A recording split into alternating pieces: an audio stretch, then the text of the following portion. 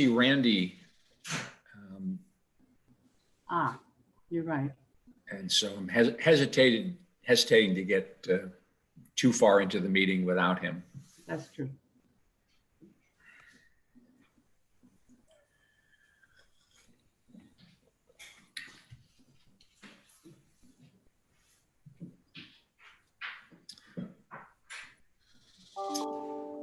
And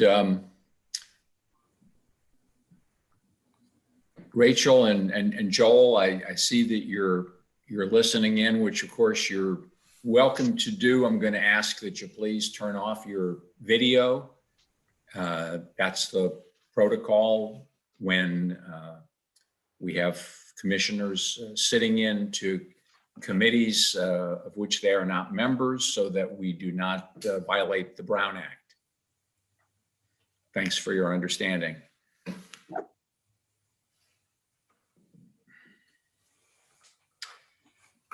And I see Randy's on the call.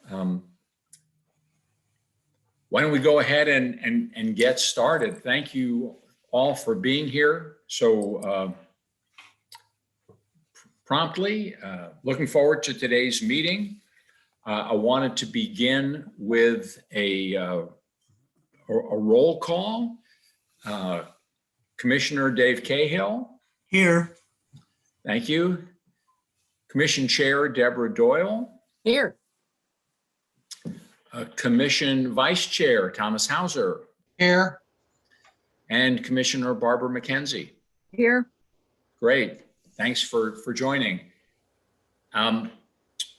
As Jane suggested, before we get into the agenda, I just wanted to hear from everybody how the printing of the financial reports went. Dave, how did it go for you? Well, Northwest was first off the mark. They actually offered this stuff to me last Tuesday afternoon. Northwest will always lead the way. And the printing was very good. There was one minor problem where they left off a few rows of a table, but they had also sent me the small version. So I was able to, essentially figure out what had happened. So I'm very pleased. It worked fine. Great. Did they catch that omission error, or did you have to bring it to their? No, I did. I'm not going to mention it to them. Oh, okay. Well, we're not looking to get anybody into trouble. We're just trying to improve the process so that it runs smoothly. Deborah, how did it work for you? I actually had a very busy week and I didn't even pick it up. So I've just been looking at the electronic version. I appreciate the effort to get it to me, but anyway, I did not pick it up. Okay, no worries. Tom? I can read what I got. My question is, when we get to the commission meeting, are all the commissioners able to read it?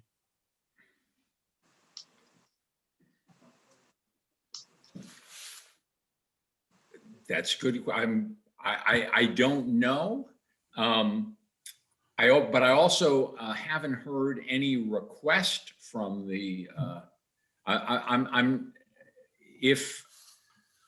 Well, let me think about this. We're providing everything to the commission in electronic form, aren't we, Jane? Yes. So anybody can open up now. Are they getting the spreadsheets in Excel or just in PDF? Just in the PDF. I did the Excel the first time and there was no response. Okay. So I think what I'm going to suggest, Tom, is let's wait and hear if there's any further request from the commission. I'm going to assume that with the PDF documents, people are able to see what they want to. If we hear differently, then we'll bring it up as a later discussion item. Okay with you? Okay. Thanks. Barbara, how's printing for you? Great, worked great. They were early and perfect, and picked it up and looks great, and very happy, and thank you. Okay. Is there any feedback that we want to pass on to Jane for future printings?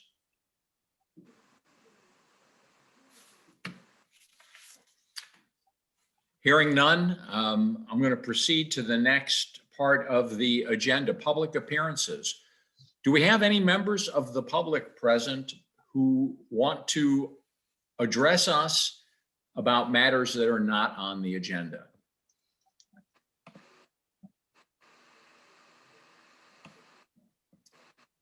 And Jane, did you receive any public comments prior to this session? I did not. There were no emailed comments. Okay, thank you. Joel, I'm going to ask you if you please could turn off your video. You're welcome to stay on the call, but we can see you. Thank you.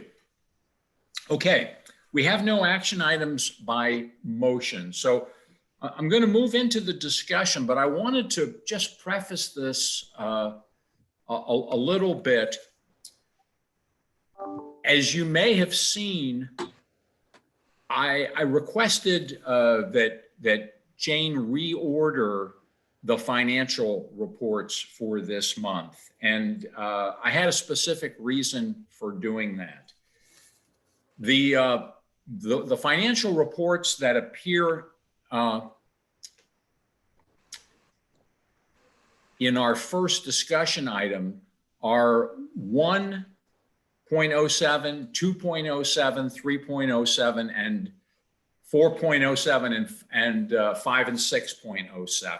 So it's our summary, our look at transactions over $25,000, and then revenue and expenses related to property tax and revenue and expenses related to sales tax. These are all reports that by now I think should be familiar to everyone. And my hope and expectation is that we're going to be able to go through them quickly and deal only with specific questions or concerns that any of you might have. And the reason for that is because we have 3 new reports that appeared in this package. The first is 707, which is a balance sheet. And Dave, this was one that you had asked Randy to provide. So I want to, I looked at it and it looks different from the balance sheets I'm used to looking at. So we're going to ask Randy to go through that. 807 and 907 are reports on the bequests and gifts and donations. And Tom, I know you were looking for additional information here. I'm not sure that what you're looking for is actually contained in these reports, but I believe that our ability to create these reports may be necessary to get you the additional information you want, and we'll discuss that as well. The last 3 reports, 10, 11, and 12, as we learned during our previous discussions with Randy, these are not necessarily items that we need to review carefully every month. So that was the reason behind the reordering. So my hope is that we can move quickly through the first packet, focus additional time on the new reports, and then we do have a few other agenda items where we're going to need to have some more robust conversations, specifically items 5.5 and 5.6, requested adjustments to the budget and a review of projects currently on hold. So without further ado, let's get into item 5.1. And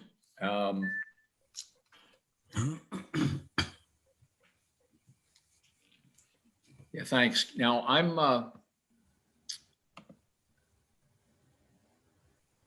just looking at the screen here, Jane, and I'm seeing off to the right on the Adobe, there's a taskbar that we don't need. Yeah.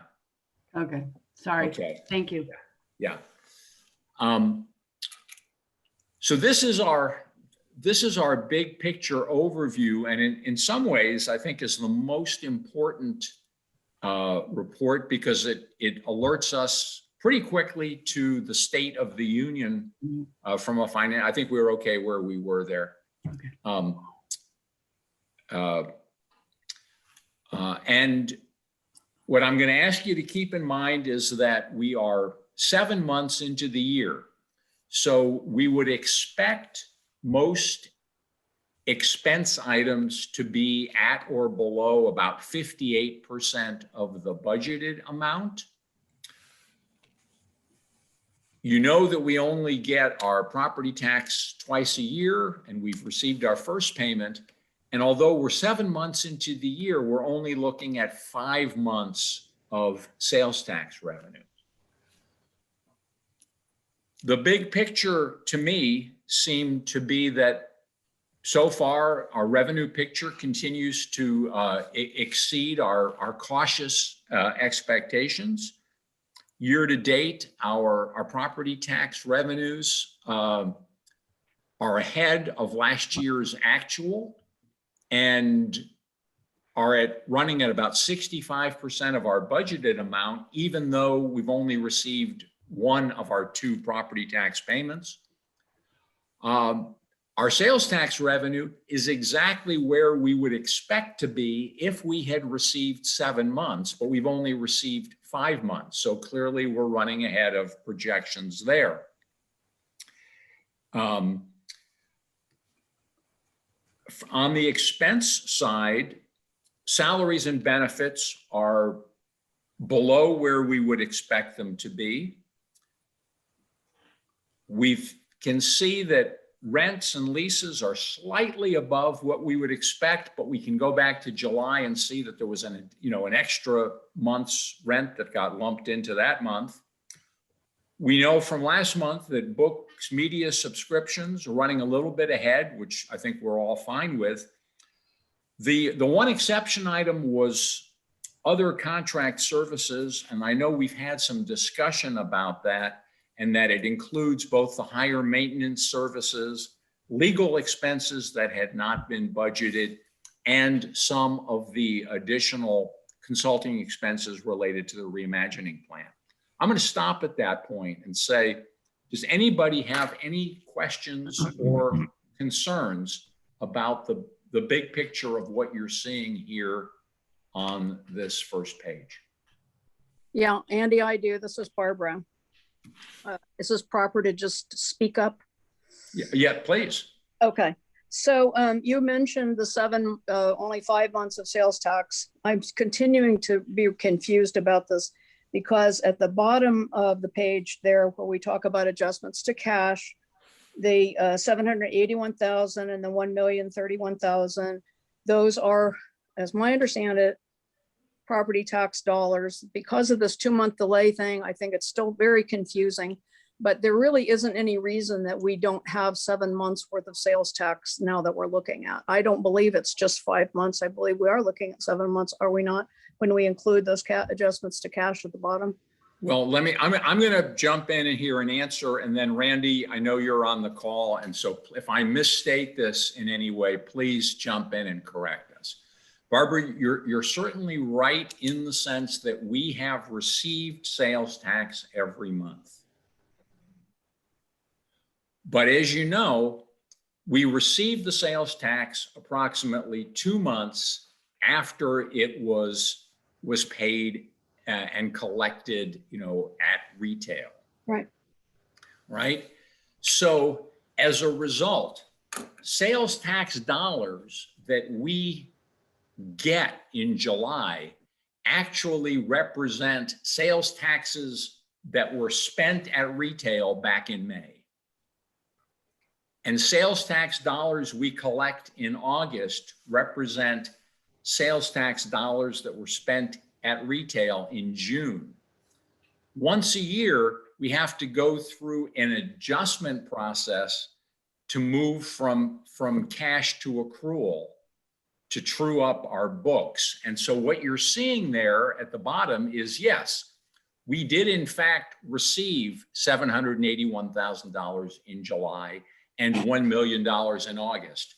But those were revenues for the months of May and June and have been retroactively assigned to that financial report. Randy, did I state this correctly? 100% correct, Andy. That's perfect. Thank you. Barbara, does that make sense, or are you Well, still it makes struggling with this? sense, but what it says is that we won't be able to know the budget numbers for this year's budget until 2 months into the next year. Is that what you're saying? We won't be able to finalize. Right. I just think it's bizarre to switch from cash to accrual because it seems like we're a cash, cash basis. And I understand we've talked about this a couple of times, but it's just not something that I was aware of prior till recently that we make the switch. It just seems a little strange. And I don't know. So like in perpetuity, we're always going to be, short 2 months of on the books until we close out a year, and then we wait 2 months until we know what the actual property tax was for that budget year. It's just a little strange to me. In perpetuity, we're always going to be dealing with a 2-month delay. But again, Randy, I'm going to call on you. I believe that we are following generally accepted accounting procedures for a public agency and dealing with it this way. Are we not? That's correct. This is the accountant in me preparing a report. Any financial report that I would do would be based upon what you mentioned is GAAP. However, since this is an internal report, there is no reason that I can't just reflect on a cash basis if that would be more clear for everyone. But basically, I would just take out the adjustments in the bottom, move them up to the top, with the understanding that that's not actually revenue we're showing in July and August, because that revenue was already recognized in a prior year. That's entirely up to you. If you would prefer to see it that way, I can certainly make that adjustment. I appreciate your offer. I'm going to decline that. I think that's going to just create more confusion. Yeah, I agree with Andy, Randy. I think we should stick as much as possible to the GAAP. And although we may be arrears in one sense on sales tax for 2 months, we're also going to see 2 months. We're always going to have 12 months in front of us. So I don't feel at all confused much today. I also think that as we move into the budget process, we should probably have a 101 budget conversation with the newer commissioners and with the public and with the staff, because I feel certain that more people than just members of this committee are confused. That's a good point. I think we should plan. Where do you see that taking place most effectively, Deborah? I think we should probably put our heads together with Ann to see, but maybe we need, would it require more than a half an hour I know that's a lot at a commission meeting, but it's important information for the entire community to know. And as we're reimagining, I think people have to know where the money is actually coming from and how we account for it in an approved fashion, in a county approved fashion. Certainly happy to do whatever I can to help with that. Okay. We'll take it offline with Ann. Yeah, that's. I have a thought. What if we put a footnote at the bottom, simply saying that under GAAP, we use a modified cash accounting system where we actually report, so it's on every one of these summaries, we would have that information. It would be written down there at the bottom so that the dense civilians like Barbara and I can look at it and say, oh yeah, that's right, we're 2 months behind. Randy, is that something we can add? Absolutely. I'll make that adjustment, and that will be on next month's reports. Thank you very much. Jane, I'm going to ask if, as you're doing the minutes, if you would please note that we're going to have a follow-up discussion with Ann offline about kind of providing financial accounting 101 background to the commission and the public.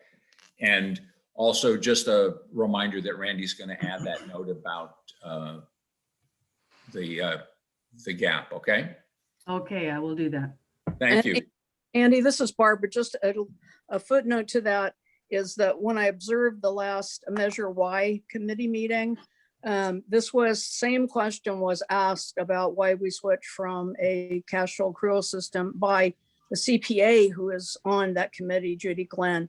So I think it can be confusing to other people besides lay people like me. So I'm sure it is. I think that the Measure Y committee also will need to have some further instruction like that. Great idea. Yeah. Okay, so I feel like, and we won't resolve it here, but Deborah, happy to join your conversation with Ann. I think we're going to need to put together a little slide deck Yeah. of some kind. And Randy, I may reach out to you for some consulting on that, but I think sounds like something that we're going to need to do more than once and probably more than just this year. So we might Regularly. Yes, regularly. Yeah. So we Right. might as well just prepare for it. Yeah. Okay. Great idea. Any other questions relating to this very important overview page? Yeah, this is Barbara. A question about, at the bottom, we have capital expenses, or it's well toward the bottom there under beginning cash. It's just a related question. Do we have any of these reports which show our capital accounts?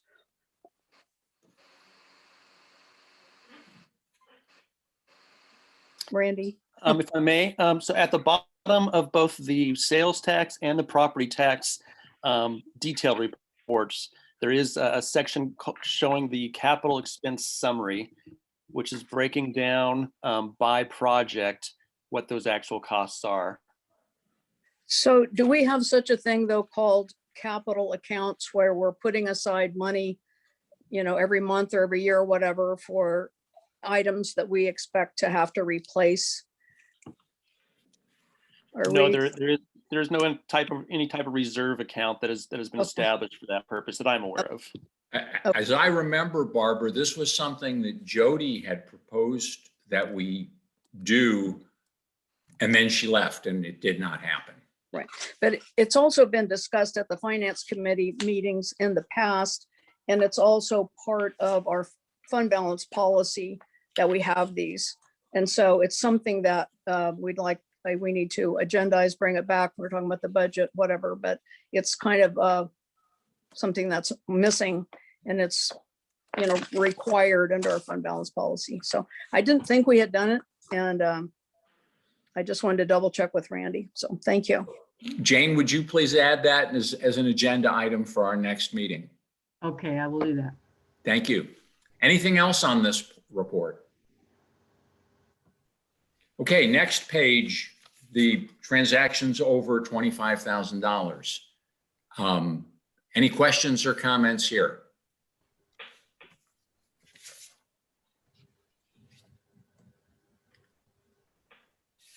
Hearing none, I'm going to move us on to the property tax report, which thankfully most of you have, because it's going to be hard to see. From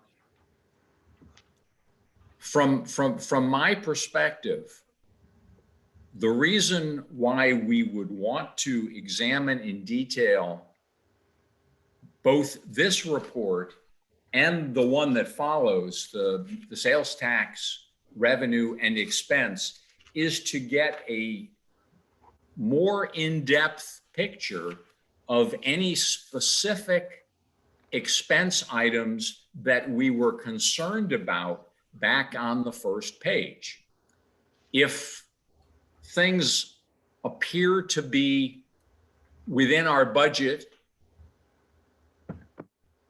I don't generally see a lot of reason why we need to pore over each individual line item, although I'm happy to do that if you have questions or concerns about any particular item. So let's talk first about the property tax, and I'd like to focus on the second and third pages, which are the expense items. Do you have any questions or concerns about any of the expense items on those pages?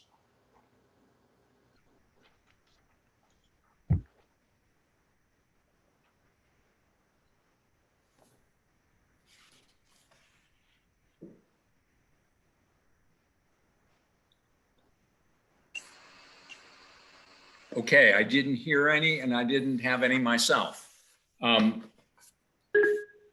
Let's take a look then at the Measure Y sales tax. And again, I'd like to focus on the expense items. We know from our previous discussion that there is sometimes a lag in recategorizing items that are originally charged to our property tax and only later are recategorized as Measure Y items.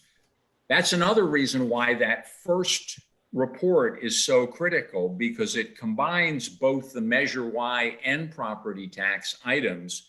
So we can see that as long as an expense item is at or below where it should be from a budget perspective, the fact that it might be higher in property tax and lower in sales tax isn't necessarily a problem. It's just a timing issue. Any questions related to specific items on the budget to actual for sales tax?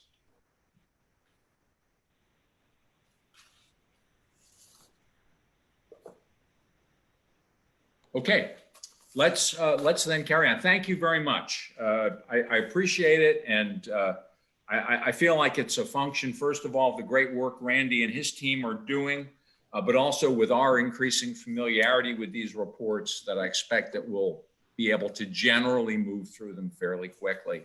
The next item is the new balance sheet.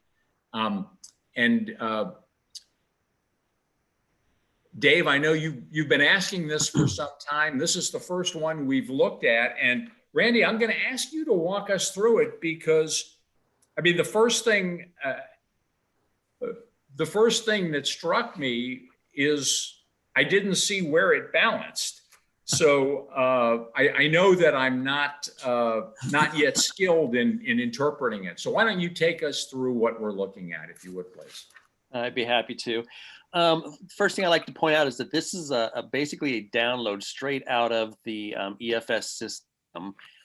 And you're right that it doesn't look like your typical balance sheet at this point in time, simply because we're in the middle of the year. And so we still have ongoing activities that have not closed. And we do not close the books in the county except for once a year. So the page that we're looking at right now, you'll see this change in fund balance, the $3,607,383. That is basically the net cost or the net activity for the entire library year to date. And that's how this report does actually balance. You'll notice the total is 0 at the very bottom. That shows that this is actually in balance. It's your assets, your liabilities, your net position, and then the not a plug, but the net cost or the net activity of the $3.6 million shows that all the permanent accounts are actually in balance.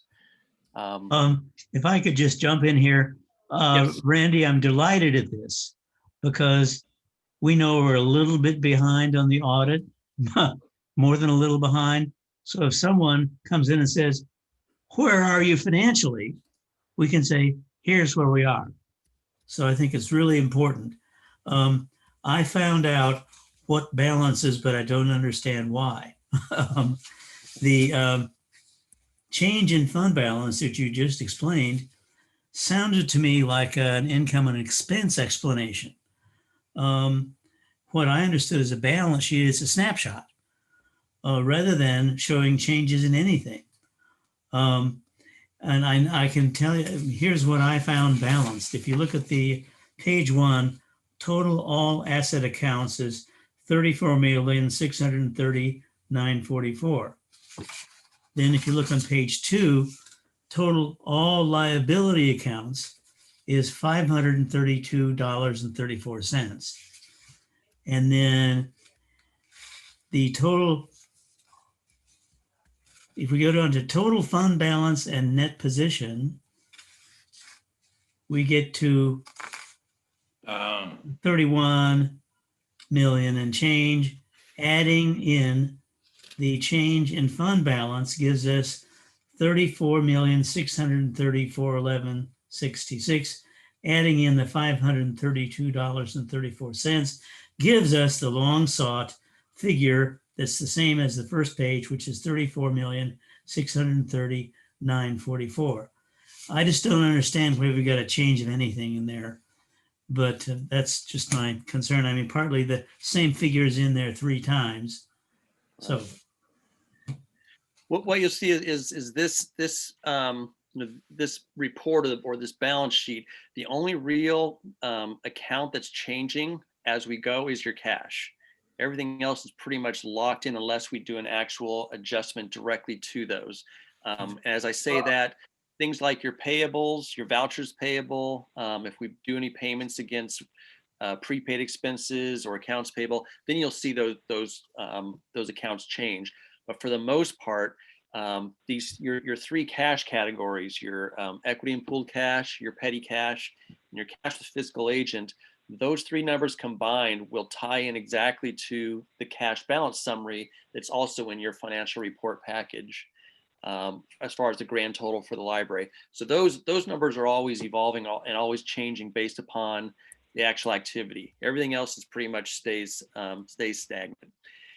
One other thing that I'm glad you brought up is that you mentioned that we're a little behind on our audits. yeah, These numbers are going to change quite a bit once the audits are done. What the normal procedure is with the county is once an audit has been published, we go in and we true up the system to match the published audit. I have been in contact with Jennifer, and there are some significant audit adjustments coming with the 1819 audit. Basically, I guess what I'm trying to get at is that you will see a lot of changes as we get further through the audit process. My main point of including this right now, just kind of to introduce what it looks like from a library, from a system-wide perspective. One other thing that I would like to point out is, I'm sure many of you've noticed, there are no fixed assets on this report. yeah, All your fixed assets are generally included in what we call a fixed asset accounting group of accounts. They're separate from what's your normal ledger. Those need to be brought in or morphed in once the audit is complete. And so again, once we get that 1819 completed, I will have an updated fund or balance sheet that will include your capital assets along with your long-term liabilities, i.e. Opeb, pension, etc. That's great, Randy. Really, first of all, Dave, kudos to you for spotting the 3 numbers that added up to balance. yeah. I knew there was that we would benefit from your eagle-eyed scrutiny of our financial report. So thank you. Yeah. And I would just like, Randy, I'd like to contact you offline about why there are still changes and what I think should be a snapshot. But this is really an impressive step forward. And I'm so glad to have it, because now we can say, here we are, and wave it around. If anybody wants to know. So along those lines, Dave, I have a question for you, Randy, which is, I appreciate you setting some context for us and helping us understand that this is going to change as the audits become completed. What is your guidance to us about what we should be concerned about as we're looking at this, or how we should be reviewing it, if at all, to fulfill our fiduciary responsibility for the library? That is a great question. My main concern whenever you're looking at a balance sheet is how's your cash balance as compared to your current liabilities. In this case, everything looks really wonderful. You don't really have any liabilities, so it looks pretty solid. However, as I mentioned, it really isn't all that realistic, given what we know is 1819 is not completed, 1920 is not completed. From my perspective, I generally would look at the equity and pooled cash, or all 3 cash accounts, and then your net position section, what's also referred to as the owner's equity at the very, very bottom. If we can go down to the bottom again. So you notice that we have restricted fund balance, assigned fund balance, and unassigned fund balance. We'd like the unassigned to be a positive number. and when I say positive for this type of category, it should show as a negative or as a credit balance. And I know it's always confusing, but this right now looks like it's in really, really good shape. I do know from the 17-18 audit that we did actually have a deficit balance in fund balance at 17-18. And I believe that was mainly from adding in your Opeb and pension liabilities.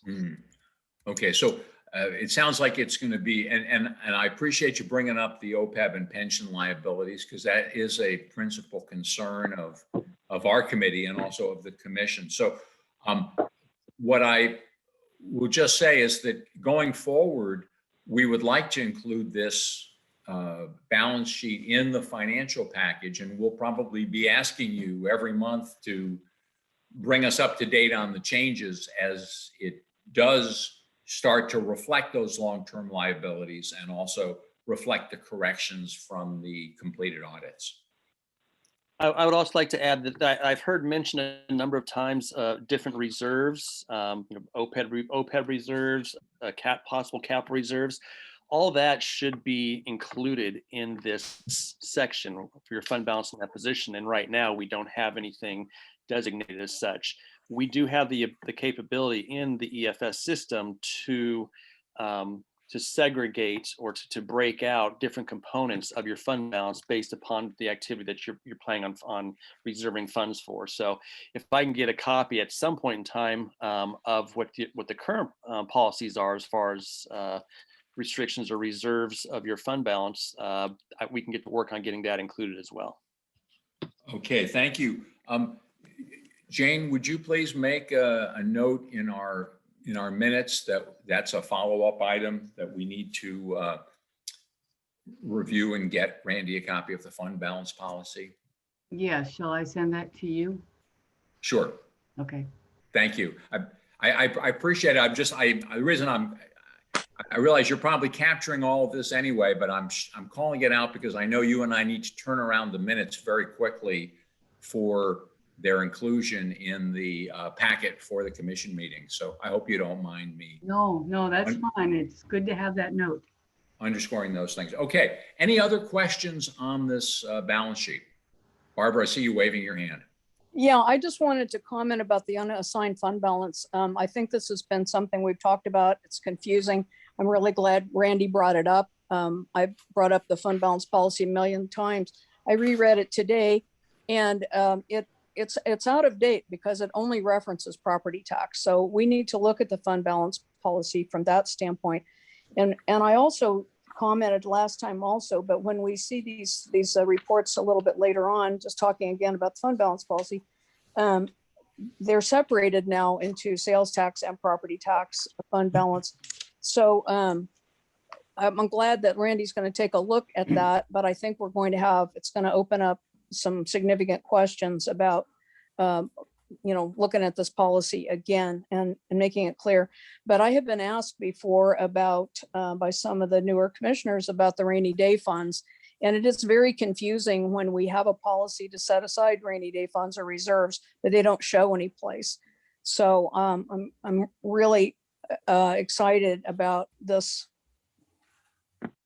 showing up in our reports, the money that we have put aside for reserves. So I just want to comment on that and comment on the fact that I think we're going to need to look at our policy. Thank you. Well, thanks for bringing that up. And so, Deborah, I'm just going to ask you a question.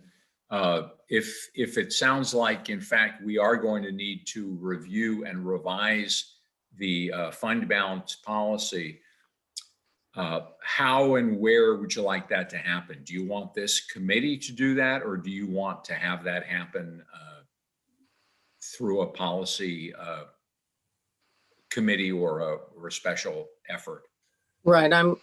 And I will be creating or reviving at least the policy committee, but I think that we might want this to be sorted out before we get into the budget conversations. So I think it would be great for Andy to take a look at it, but then perhaps this committee can take a first shot at it and then move it along that way.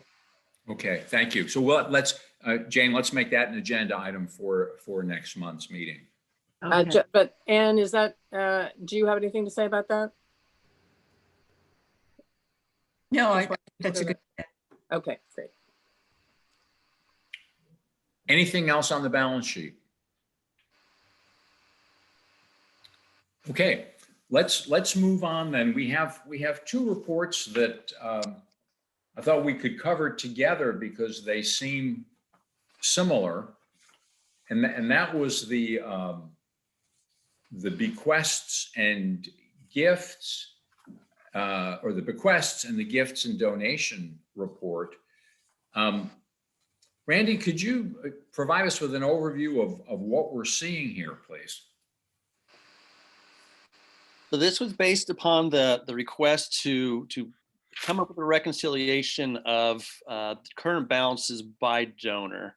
And the way that I went about this is I had to have a starting point. And so I used the 2017-18 published audit. There's a schedule in there that shows restricted balances or restricted fund balances by location, location/donor, I should say. And those are all shown in this page we're looking at here at the very, very bottom. You'll see all the different categories, or I have them labeled as funding source. These were all listed in that audit. And so that gave me the starting point for putting this together. And then what I did was I basically looked at all inflows, outflows, allocation of interest earnings, and basically assigned or kind of tracked the activity from the 2017-18 fiscal year to present day to come up with the current balance by funding source that we now have. And this is the intent was to kind of, this is a starting point to discuss, do these balances look correct? Are there concerns? There is a lot of activity in some of these. I think most of the activities is actually in the gifts and donations fund, but there is a lot to be seen or behind the scenes in all of these numbers. And so it's quite a bit of work to dig into, but I'm willing to jump in and do that. But I figured that you folks would probably be the experts as far as what looks right. Does it pass the smell test? Are there any areas that I need to dig into further? I think case in point, somebody noticed that there was a huge issue in the gifts and donations fund for Sebastopol, some $400,000 higher than it should have been. There was an error in coding for a deposit. That money should have gone to one of the endowment funds. Also, there was a miscoding for a donation from the Kundi folks that will be corrected in this month. But again, that's part of the process that I'd like to go through, is use this as a starting point and let me know of any questions that you have, any concerns, and we can dig into it further. Okay, thank you. That was I think a great overview, and in fact, kind of what I took away in looking at this. Tom, I think I'm going to start with you because you've been the kind of the driving force in asking for a closer look at this. What's your initial reaction to what we have here? Well, I'm going to talk to people about this, but I'd like to have clear in my mind what the various columns are telling us, because I have, and we'll use the Sonoma Valley Kundi Fund. Beginning cash balance, I'm not sure what that date was, but I guess that's June 30 last year, approximately $4,265. And then there's money that came in, and then we're anticipating money in February to get the balance on the far right, the current balance. Is that correct? Yes, that would be the projected balance after the corrections have been made. Okay, so really, if we haven't received February yet, we should subtract that number, and that would tell us what's really there. That's correct, yes. Okay. I'm sorry, Tom, are you looking at the bequests or the gifts and donations? I think I'm looking at bequest for that. Because what I'm, so I'm going to ask to be sure that I understand this. I see the grade columns are the cash balance as of the first day of the year. So we have the cash balance on July 1st of 2018, 2019, and 2020. And then in the columns that follow, we have additional donations, which would be a plus, interest earned, which would also be a plus, and expenses, which would be a minus, the result being the number in the next column. Is that correct, Randy? Yes, that's accurate. The gray boxes at the bottom is through the end of the calendar year. That's as of 12/31/2020. Up on top, we have through January. As you Yes. know, we have not had any expenses out of the bequest fund this year. Okay. When I was talking about the central provision there, funding source, and it says Cromwell, Hopkins, et cetera. And you were talking about the bottom there, Sonoma County Library Bequest Fund Reconciliation. And that covers 3 years.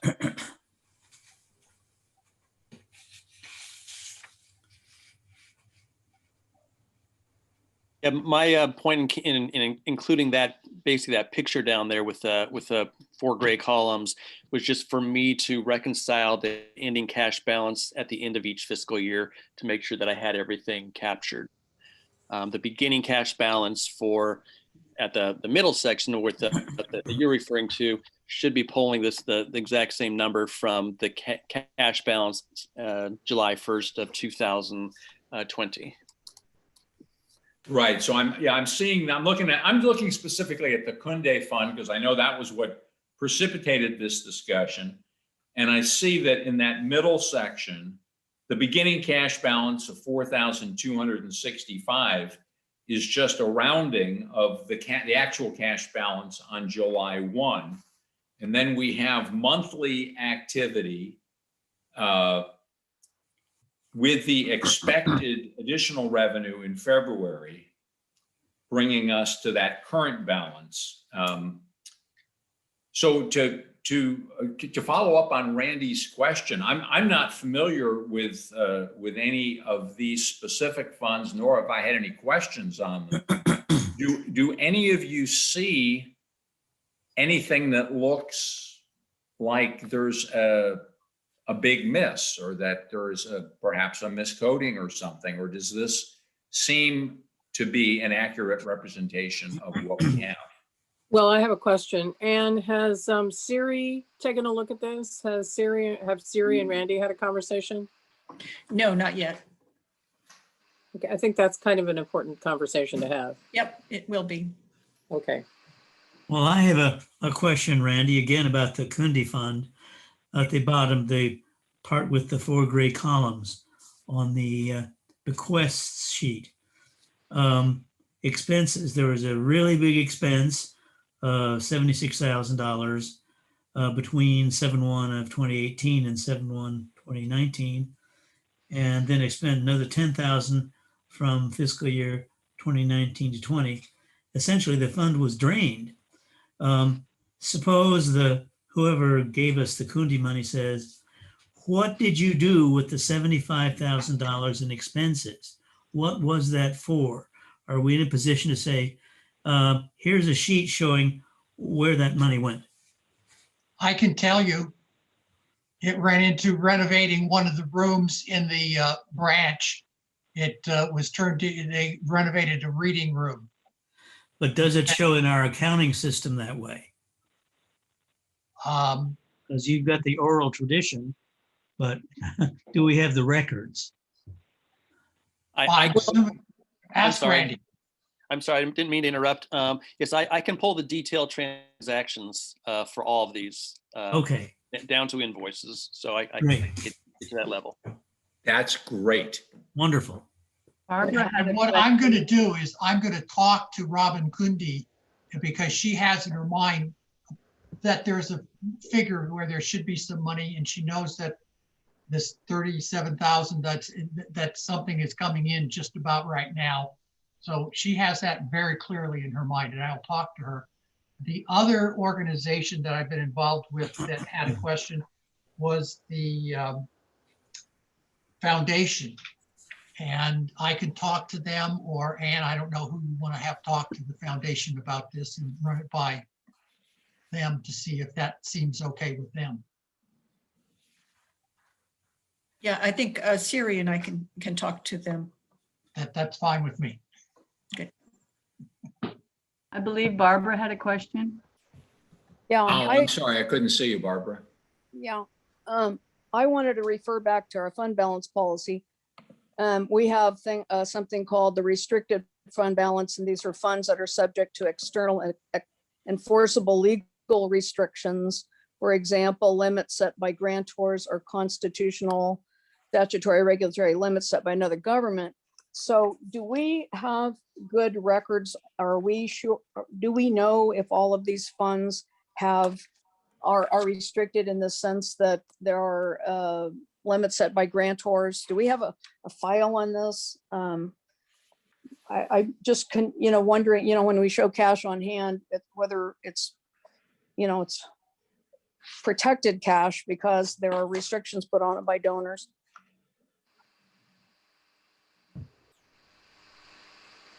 I can tell you that all these balances were designated as restricted cash or restricted fund balances in the 17-18 audit.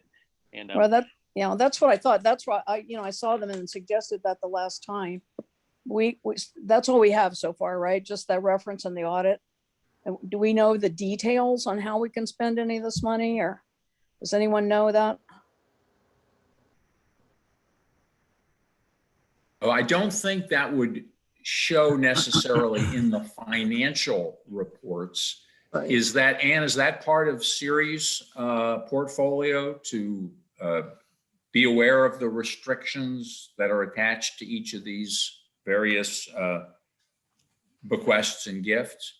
Yes, of course. We can certainly get that information for you, but it's not part of a regular financial report. Right. But we are aware of the different purposes and restrictions. Okay. But when we show this on our reports, we're going to show these as restricted funds, not capped on hand. I think that's a very good point for this batch of financial reports. I will migrate these balances on the cash summary and refer to them as restricted going forward. Thank you. Good. Thank you, Randy, for getting this information. I really appreciate not having to sit through more meetings with people complaining. Happy to help. Yes, and thank you. And Jane, please make a note that Randy's going to do that and migrate these over to the cash balance summary and show them as restricted funds going forward, okay? Okay, I will do that. Thank you. Randy, this is a huge help to us, and realize that it must have represented many hours of effort on your part and your team. So thanks for doing this. Anything we can do to make life easier for Mr. Hauser, we appreciate. I'll just a note. I think it would be very helpful to Siri as she moves forward, but I also think that she might have some information that Randy may find useful as well. So perhaps it's not just a question of bringing Siri up to speed on what's actually on paper, but she might have some suggestions for him as well. Okay, thanks, Deborah. Okay, we're going to move on to a few items, Ann, where you're going to be taking the lead. The first is 5.4. We've asked you to just continue to provide us with an update on working hours and disaster pay. Would you do that, please? Sure, you can bring up that page. There we go. That's it. So you can see that starting in March, when we began to pay disaster pay, the percentage was pretty high initially, and over the course of the year, we were able to work it down by bringing more people back to work. And down at the bottom now, if we can see, yeah. So you can see that right now, we are doing very well. We only have a few people who are still getting any amount of disaster pay, and that's generally due to unforeseeable events like the recent closures at Roseland. So we are for the fiscal year 2021 at 5.22%.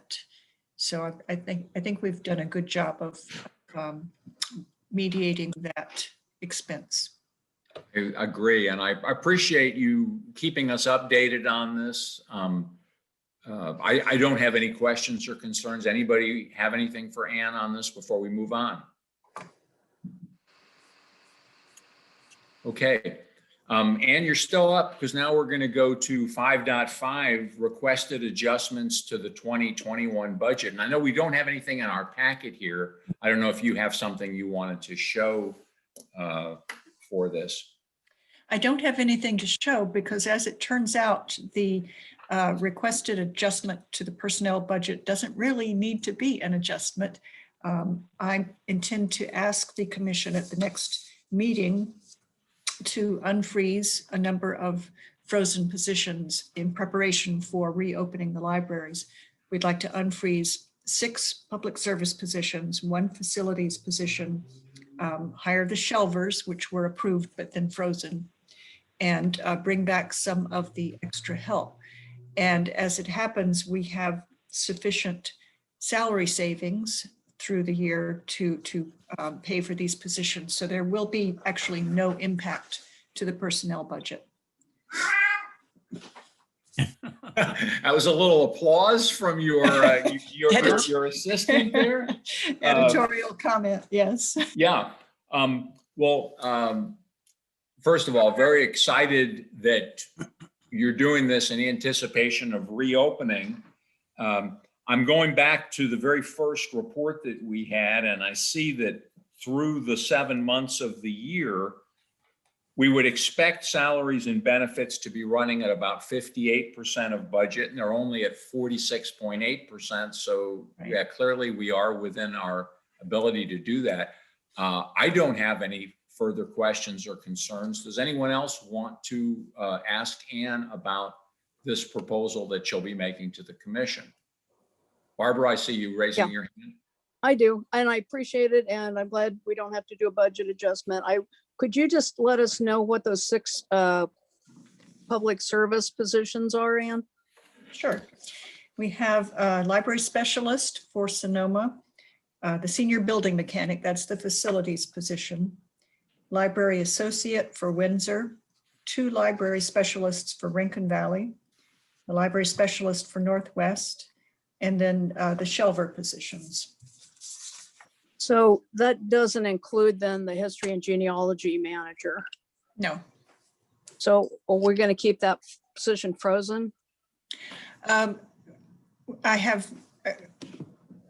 It's not frozen exactly, but we're trying to reorganize. And so we have that position, the new librarian 3 for Central, it will be supervising the day-to-day operations, and then the librarian 3 for collection services helps them with collection management. So there's plenty of oversight for that location without adding another management position. And so that's the ongoing plan then. Mm-hmm. Yeah. Okay. Thank you. Tom, you had a question also? Will there be any other changes that are not personnel that should be considered? We are going to have, well, that's actually 5.6. Okay, thank you. We'll just wait till we get there. And there was some extra help for HR because they're going to be doing a lot of recruiting and hiring process here.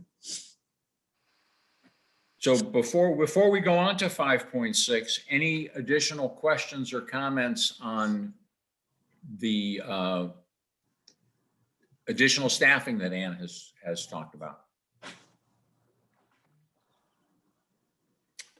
All right, let's take a look at 5.6. Review of projects currently on hold that the director would like to have approved. Ann? So I don't have a handout to show you yet. We're still working on that. Randy is helping me go through the capital projects that had previously been approved and then mostly halted when we thought that our budget would be severely impacted by the COVID shutdown. And we've picked out some that we believe we could finish by the end of the fiscal year. So what I will bring to the commission is a list of those projects and how much we need in funding. What happened before was the list of projects was approved by the commission, but then we apparently missed a step in terms of what is it, Randy? Is it a proclamation that has to add money to the budget? It was basically just submitting the paperwork to our office, to Okay. the budget folks. Right. Right. So we're going to find out what our current needs are and then make sure that we cross all the T's and dot all the I's this time. Okay. Any questions from the committee? And that will include the archives inventory, yes? Yes. Thank you. It's not the archives, it's the government records and other items stored at Los Gilicus.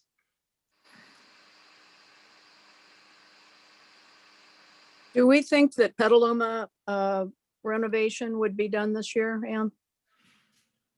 Well, we will have a further discussion about that at the commission meeting. There are some issues that have come up recently regarding the HVAC system, not the HVAC, the fire suppression system.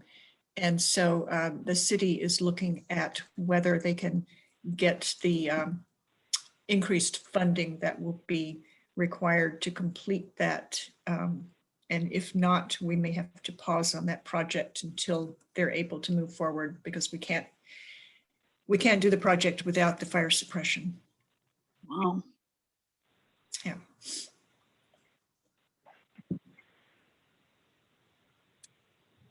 Any other questions? If I Okay, could, as a member of the public, comment. You didn't ask for public comment on the last one. This is Stephen Lovejoy. I'm going to ask you to hold on for just a second. I don't mean to be rude. I'm trying to get clear on the process here. Since we're not making any decisions, I don't normally ask for public comment after each item. Can somebody educate me as to whether or not I should be doing that? I would think that you would take public comments after 5, the discussion section is over. Oh, I see. So at the, after we do 5.8, I could do public comments again? Correct. Okay. Stephen, can you hold your comment until that point? We're nearly there. Yeah, that's no problem. I didn't know what the procedure was, and now it's been clarified. Thank you. I didn't either. So we're learning together. Thank you for your interest. We'll be back to you. Okay, our next item, 5.7, update on the audits. That's you, Randy. What can you tell us? Okay, I did speak with Jennifer Murray, who's heading up the audits for my staff, and she gave me a real nice list this morning of where she's at. She noted that I think I mentioned in our last meeting that there's a number of issues with capital assets, and it appears that she got most of those worked out. She has what we call the capital asset roll forward schedule, and related entries have been submitted to Pacini and Brinker.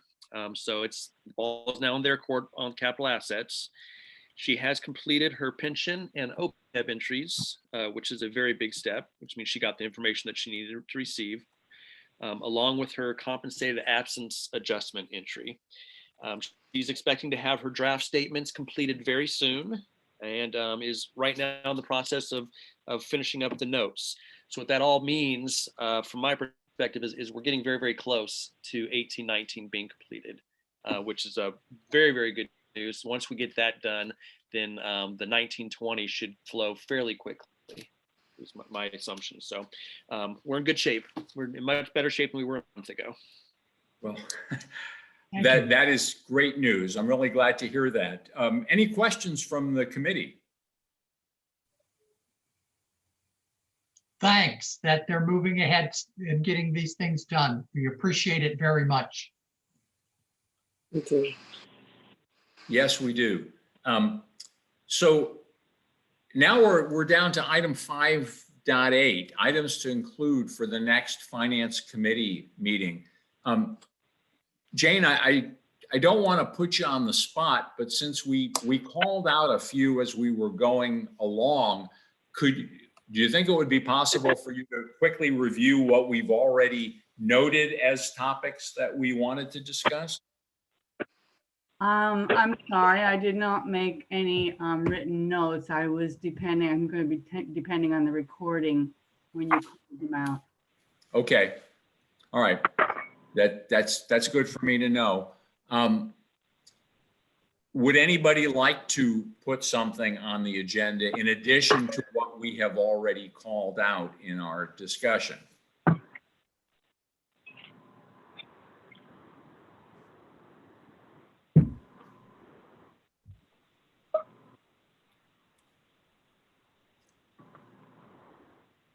I'll review the minutes that Jane prepares, and we will have an opportunity to put additional items on before we send out the next agenda. At this point, I'm going to take public comments, and I'd like to start with Stephen Lovejoy. Stephen? Hi, great, thanks. One comment on 5.5, requested adjustments. I wanted to get a clarification from Anne about the manager's position at the History and Genealogy Library. Is it the library's plan not to fill the manager's position as an elimination of a managerial slot ongoing, or is it just on hold until there is budget for that position?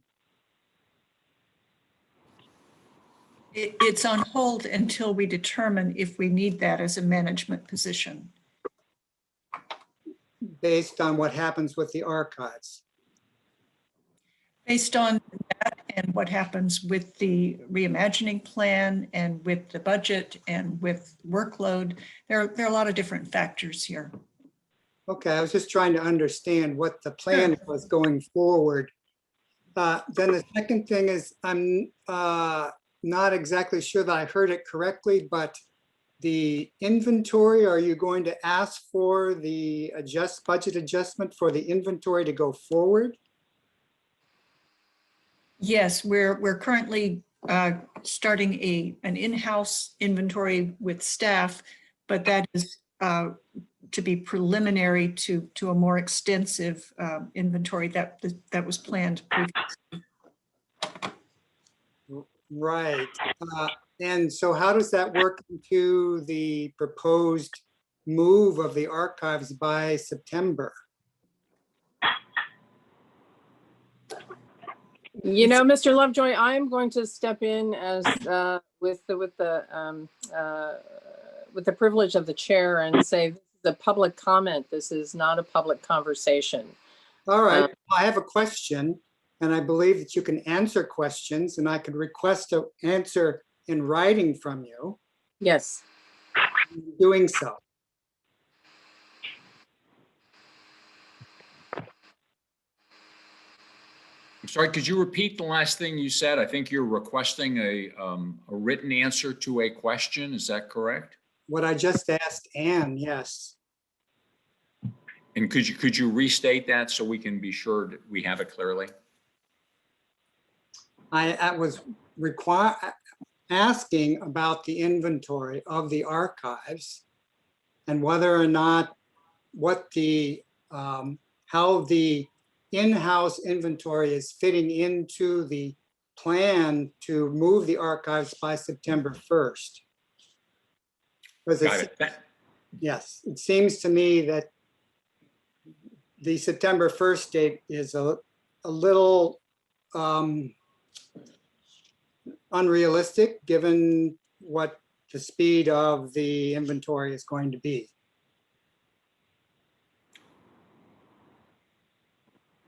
Hear the question, and we'll be sure to respond to you in writing. Thank you. Thank you. Are there any other public comments?